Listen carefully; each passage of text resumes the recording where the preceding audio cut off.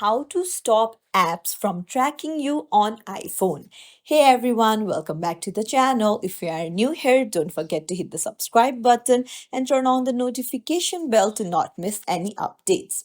So, do you want to make sure that your location is not public and you want the apps to stop tracking you? Then you're in the right place.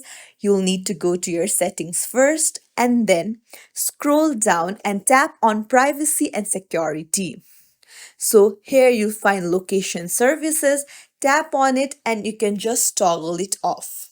So you can see that location services will be disabled for all apps, but a personalized location services settings for apps will be temporarily restored if you use Find My iPhone to enable lost mode. So you can just turn it off if you want, but if you only want to turn off the location for certain apps, then what you can do is you can scroll down and then go to the certain app using your location, and then you can see that allow location access is set to while using the app. Then you can just tap on never, so now the app will not track your location.